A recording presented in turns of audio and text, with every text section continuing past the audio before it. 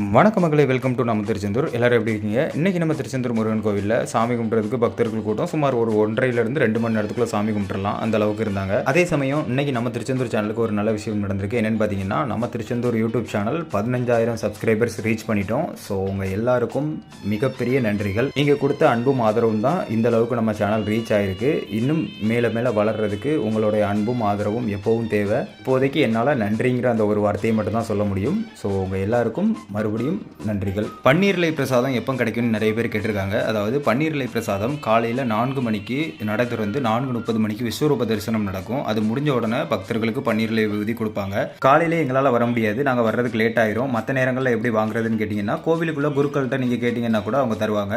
ஒரு பேக்கெட் 100 ரூபா சொல்லுவாங்க. ஸோ நீங்கள் அவங்ககிட்ட கூட வாங்கிடலாம். காலையில் கூட்டமாக இருந்துச்சு. ஒரு 12:30க்கு மேலே பக்தர்கள் கூட்டம் கியூவில் குறைஞ்சிட்டு, ஸோ இதுக்கப்புறம் சாமி கும்பிட்றவங்க வந்து ஃப்ரீயாக தரிசனம் பார்க்கலாம். தொடர்ந்து சப்போர்ட் பண்ணுங்கள், ஷேர் பண்ணுங்கள். என்றும் உங்களோட நான் அகிலன்.